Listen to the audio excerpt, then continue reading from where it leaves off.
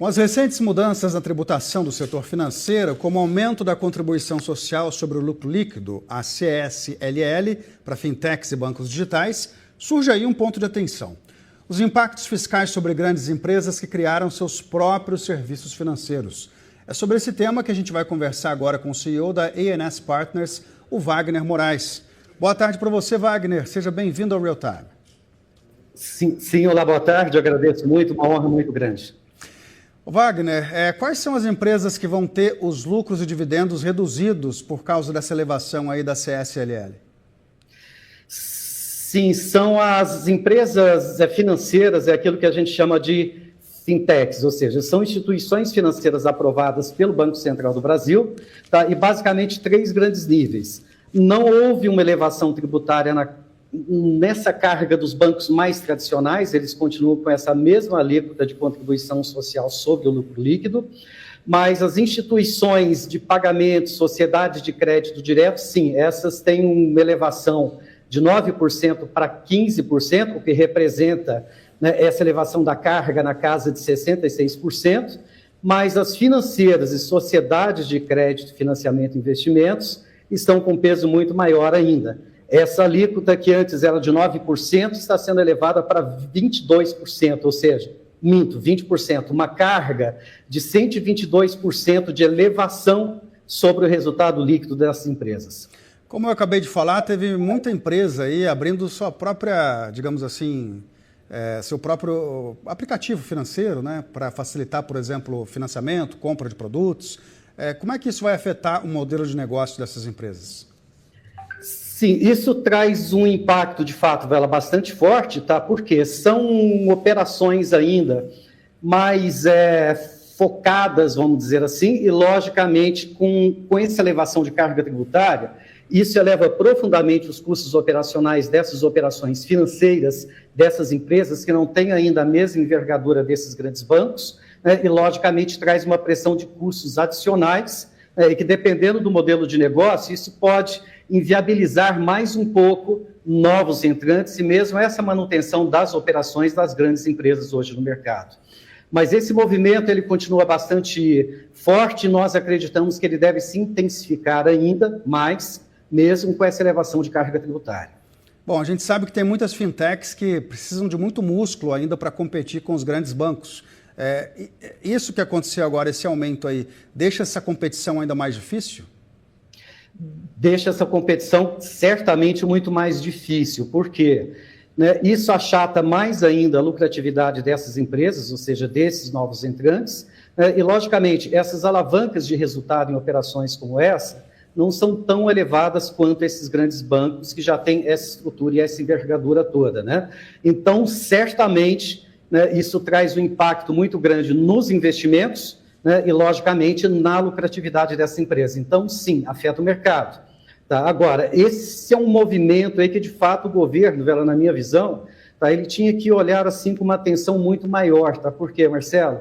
Hoje, a concentração bancária existente no Brasil hoje é a segunda maior do mundo. Ou seja, que vale dizer que 76% do nosso sistema financeiro está concentrado nas mãos de 5 bancos. Ou seja, Bradesco, Santander, Banco Itaú, mais o Banco do Brasil e a Caixa. A gente fica atrás da Holanda apenas, que tem uma concentração bancária na casa de 98%, mas Holanda certamente é um caso à parte, uma economia muito, muito menor, né? Então, com esses novos entrantes, essas novas fintechs entrando, né, isso vai trazer uma saúde muito maior para o sistema financeiro nacional, aumentando a competitividade, né, e, logicamente, atendendo de uma maneira mais adequada esse cliente na ponta final, né? Então, esse movimento ele tem que acontecer, só que com essa elevação de carga tributária, isso traz um impacto muito negativo no crescimento do setor, né? E, logicamente, adia mais ainda essa queda da concentração bancária no país, que é extremamente nocivo hoje.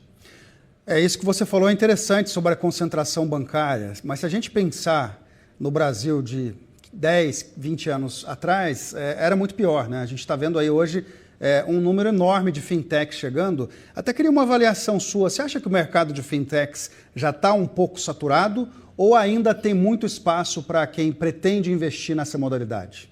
Não, ainda tem muito espaço, porque hoje as grandes empresas acordaram para essa realidade, quer dizer, não hoje, de uns 3 anos atrás aproximadamente, elas acordaram para essa realidade de que não precisam de bancos para mais nada. Elas precisam ter acesso a plataformas sistêmicas, né, e, logicamente, toda uma estrutura de gestão que possibilite, né, que elas, né, estruturem, né, esses bancos ali dentro de casa. Então, existe muito espaço. Hoje, existem aproximadamente 2.100 fintechs no país hoje.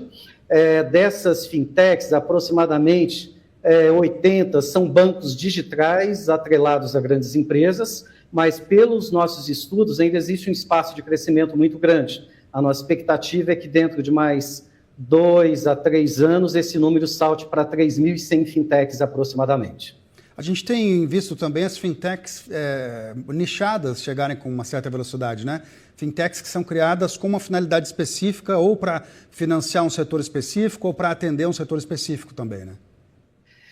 Sim, exatamente. E esse é um exemplo bastante interessante.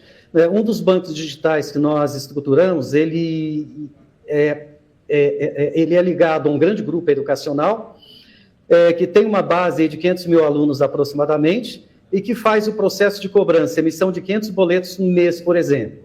Hoje, no banco tradicional, quando um grande grupo faz a contratação do processo de cobrança e emissão de boletos, tá? Hoje um boleto custa para esses grandes grupos em torno aí de, ou seja, R$1 a R$1,20 aproximadamente.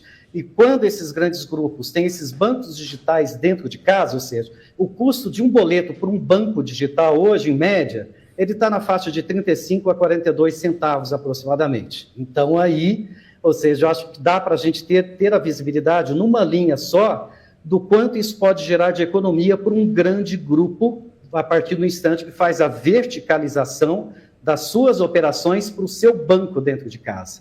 Então, acrescenta uma redução de despesa muito, muito forte em toda a sua estrutura financeira, né, e, logicamente, abre espaço para que possa rentabilizar mais a operação numa linha de negócio que até então não ficava dentro de casa, ela ficava dentro desses grandes bancos. A gente viu nos últimos anos muitas disrupções vindo das fintechs que acabaram forçando os grandes bancos a mudarem também o sistema de negócio, a parar de cobrar tarifa com tanta frequência como faziam antes, por exemplo. Você vê alguma outra disrupção a caminho aí que pode dar mais uma chacoalhada no nosso setor financeiro? Vejo, é o que já está acontecendo. Eu acho que essa grande disrupção ao longo dos últimos anos foi exatamente essa digitalização da jornada do cliente. O que quer dizer isso? Até alguns anos atrás, uma pessoa física precisava abrir uma conta corrente, ela tinha que se deslocar até uma agência bancária, ficar esperando 15, 20 minutos numa fila para ser atendida, etc. E hoje, esse processo de abertura de conta ele já é feito de forma 100% digital. Então, isso traz uma economia de tempo e um ganho de eficiência bastante expressivo. Então, isso abriu esse espaço muito forte para as fintechs. A gente tem um dos grandes ícones, ou seja, o Nubank, por exemplo, ele tem uma base de clientes aproximada hoje na casa de 100 milhões e tem um valor de mercado estimado hoje na casa de 320 bilhões de reais, ou seja, ele vale mais que o Banco Itaú, vale mais que o Bradesco e que esses outros bancos todos, né?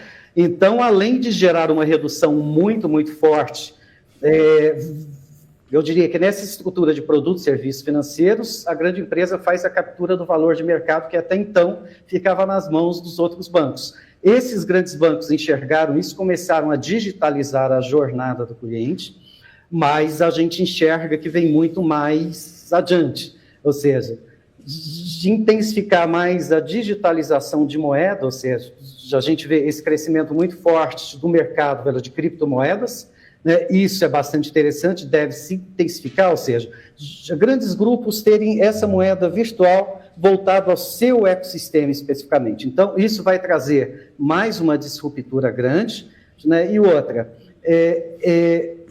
vai ocorrer uma disruptura cada vez maior ainda no processo de concessão de crédito, ou seja, cada vez mais a inteligência no processo de concessão de crédito está ganhando uma força muito grande, uma vez que as grandes empresas têm essa base de clientes aqui dentro de casa, já conhecem esse cliente, sabe do que ele precisa, já conhece o risco desse cliente, né? Então, esse processo de concessão de crédito, ele deve agilizar muito mais ainda, né? E, logicamente, em custos mais adequados e compatíveis com aquilo que se deve.